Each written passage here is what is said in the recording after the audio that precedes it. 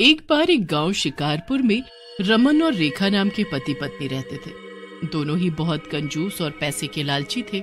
एक बार रमन और रेखा मेले में घूम रहे होते हैं, तभी उन्हें एक लड़का रोते हुए दिखता है। रमन के मन में दया आ जाती है और वो लड़के के पास जाता है और बोलता है, क्या हुआ बेटा, क्यों रो रहे हो? मेरा नाम सोहन है। मेरे माता पिता दोनों मर चुके हैं। मुझे भूख लगी है, कुछ खाने के लिए भी नहीं है मेरे पास। बच्चे की बात सुनकर रमन को दया आ जाती है और वो कुछ पैसे सोहन को देकर वहाँ से जाने लगता है। तभी रेखा रमन से कहती है, अजी क्या कर रहे हो? इतने पैसे क्यों दे रहे हो इस भिखारी को? इस अनाथ बच्चे को देखकर मेरे मन में एक आइडिया आया है। आइडिया? कैसा आइडिया? देखो, जो भी आइडिया देना सोच समझ कर देना।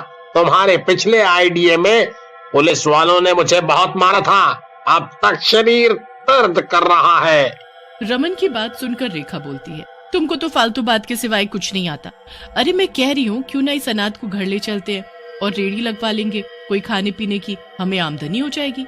रेखा की बात सुनकर रमन खुश हो जाता है और बोलता है, तुम बात तो सही करती हो, इसको घर ही ले चलते हैं।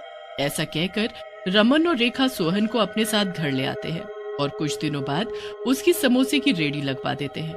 सोहन बहुत भोला और मेहनती होता है, जिसके कारण उसकी दुकान चल पड़ती है और जिसकी वजह से रमन और रेखा भी खुश रहते हैं। देखा, मैंने कहा था ना, इस लड़के को अपने साथ ले चलो, ये हमें अमीर बनवा देगा एक दिन। धीरे धीरे समय बीतता जाता है और सोहन भी बड़ा हो जाता है। सोहन रेखा और रमन को माँ बाप की तरह प्यार करने लगता है। एक शाम सोहन अपनी रेडी पर काम कर रहा होता है, तभी वहाँ एक सुंदर लड़की जिसका नाम मीनाक्षी होता है आती है। मैंने आपकी दुकान के समोसों की तारीफ सुनी है, मुझे भी कुछ समोसे खिलाइए। मीनाक्षी इतनी सुंदर होती है कि सोहन उसे देखता ही रह जाता है। मीनाक्षी सोहन को दोबारा बोलती है। सोहन हड़बड़ाकर समोसे निकालकर मीनाक्षी को खाने के लिए दे देता है। मीनाक्षी समोसे खाने के बाद बोलती है, वाह कितने बढ़िया समोसे हैं, मजा आ गया। उसके बाद मीनाक्षी रोज सोहन की दुकान पर आने लगती है और वहाँ समोसे खाने लगती है, लेकिन रमन हर बार उससे पैसे नहीं लेता।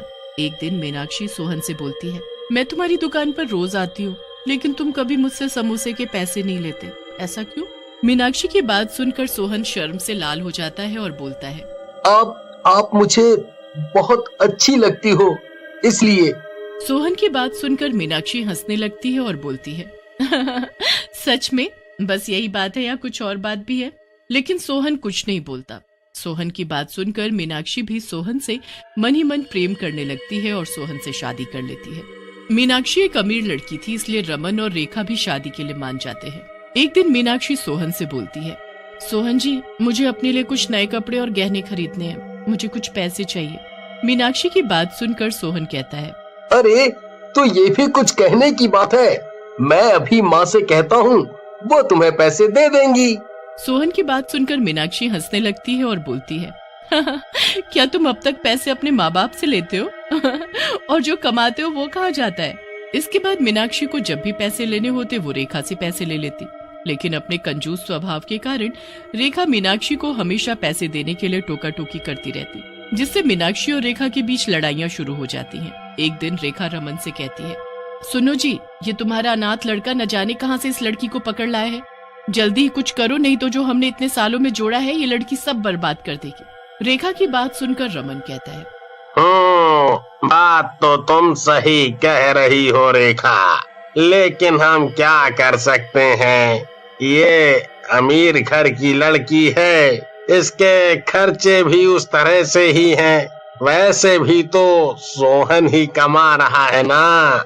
रमन की बात सुनकर रेखा का गुस्सा और भी बढ़ जाता है और वो बोलती है, तुम तो बिल्कुल नाकारा हो।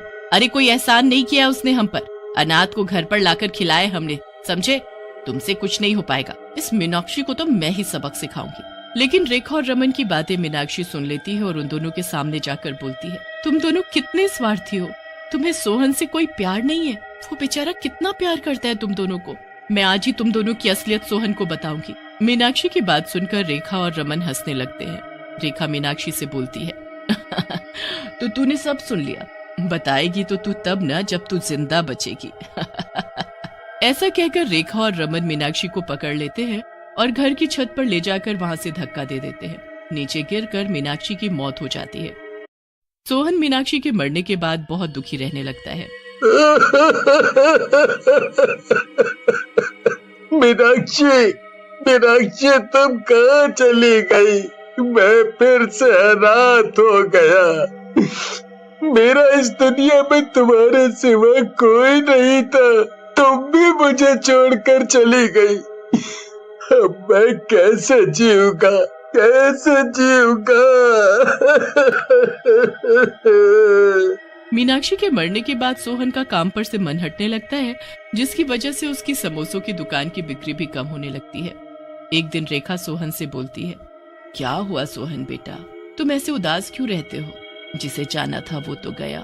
रेखा की बात सुनकर सोहन बोलता है, मैं क्या करूं माँ, मैं मीनाक्षी से बहुत प्रेम करता था। उसके बिना मुझे कुछ अच्छा नहीं लगता। वैसे भी उसके बिना मैं पैसे भी कमा कर क्या करूँगा। ऐसा कहकर सोहन वहाँ से चला जाता है। तब तक वहाँ रमन आ जाता है। रेखा रमन से कहती है, देखा तुमने इसको, ये तो देवदास हो गया उस मनहूस लड़की के चक्कर में। अगर ऐसा ही रहा तो हम दोनों रोड पर आ जाएंगे, कुछ करो इसका। रेखा की बात सुनकर रमन कहता है, अरे क्या कर सकते हैं इसका, ये अब हमारे किसी काम का नहीं है। मैं तो कहता हूँ इसे भी किसी दिन अच्छा मौका देखकर मार डालते हैं और कोई और अनाथ पकड़ कर ले आते हैं। रमन की बात सुनकर रेखा हंसने लगती है और कहती है, पक्के नालायक हो तुम, यही सही रहेगा। इसे भी इसकी देवदासी के पास भेज देते हैं। इसके बाद रमन और रेखा सोहन को मारने का मौका तलाशते रहते हैं और काली नाम के बदमाश को सोहन को मारने के लिए कहते हैं। काली सोहन की दुकान पर जाता है और सोहन से कहता है, तो तू है सोहन? तेरी तो मौत आज पक्की है। पर काली भैया, मैंने किया क्या है? मैंने तो आपका कुछ नहीं बिगाड़ा। सोहन की बात सुनकर काली सोहन को मारने लगता है, लेकिन तभी वहाँ मीनाक्षी चुड़ैल रूप में आ जाती है। तू मेरे सोहन को मारेगा? तेरी मौत आज मेरे हाथों होगी। ऐसा कहकर मीनाक्षी काली को मार डालती है। मीनाक्षी को देखकर सोहन बहुत खुश हो जाता है और कहता है, तुम आ गई मीनाक्षी, मुझे पता था तुम कहीं नहीं जा पाओगी। मेरा प्यार तुम्हें वापस खींच लाएगा। सोहन की बात सुनकर मीनाक्षी बोलती है, मैं मर चुकी हूँ सोहन, ये मेरी आत्मा है। मीनाक्षी की बात सुनकर सोहन रोने लगता है। ये देखकर मीनाक्षी सोहन से कहती है, अरे इसमें रोने वाली बात क्या है? हम सबको तो एक दिन जाना ही है। मैं तुमसे पहले चली गई, लेकिन तुम अभी भी मेरा दिल दुखा रहे हो। तुम मेरे मरने के बाद अपनी समोसे की दुकान को सही से नहीं चला रहे और दुखी रह रहे हो। इसके बजाय तुम अपनी दुकान चलाने पर ध्यान दो और गरीबों को खाना खिलाओ। मीनाक्षी की बात सुनकर सोहन बोलता है, मुझे माफ कर दो मीनाक्षी, मैं आज के बाद कभी ऐसा नहीं करूँगा और गरीबों को भी खाना खिलाऊंगा। सोहन की बात सुनकर मीनाक्षी खुश हो जाती है और उसके बाद रोज सोहन से मिलने लगती है। सोहन भी खूब खुश रहने लगता है। ये देखकर रेखा रमन से बोलती है, अरे ये सब क्या हो रहा है? इस नारियल के पेड़ पर इतने आम कैसे लग रहे हैं? ये मनहूस इतना खुश कैसे हो रहा है? रेखा की बात सुनकर रमन कहता है, हाँ रेखा, बोल तो तू सही रही है और अब ये हमें पैसे भी नहीं दे रहा है। इसका कुछ तो करना पड़ेगा, पैसे भी ये किसी काम का नहीं है। ऐसा कहकर रमन और रेखा सोहन को मारने का फिर से इरादा बना लेते हैं और जब सोहन सो रहा होता है तो वो उस पर चाकू लेकर टूट पड़ते हैं और थोड़ी देर बाद लेकिन तभी मरा हुआ सोहन दोबारा उठ जाता है और चुड़ैल अपने असली रूप में आ जाती है। मैं मरा नहीं बुड्ढे, बल्कि तुम्हारी मौत बनकर आया हूँ। मैं मीनाक्षी हूँ, सोहन का रूप लेकर यहाँ लेटी थी। मुझे पता था तुम मेरे सोहन को मारना चाहते हो। मेरा सोहन तो वो रहा सही सलामत। आप दोनों कितने खराब हो। मैंने आप दोनों को अपने माता पिता से भी ज्यादा प्यार किया, लेकिन आप दोनों मुझे ही मारना चाहते थे और तो और मेरी मीनाक्षी को भी मुझसे छीन लिया। ऐसा कहकर सोहन वहाँ से चला जाता है और मीनाक्षी रमन और रेखा को मार डालती है। उसके बाद सोहन के पास जाकर बोलती है, सोहन तुम्हें दुखी होने की जरूरत नहीं, ये दोनों इसी लायक थे। इन्हें तुमसे नहीं तुम्हारे पैसों से प्यार था। तुम इनकी चिंता मत करो और अपना काम करो। तुम जब भी मुझे याद करोगे मैं तुमसे मिलने आऊंगी। ऐसा कहकर मीनाक्षी वहाँ से गायब हो जाती है।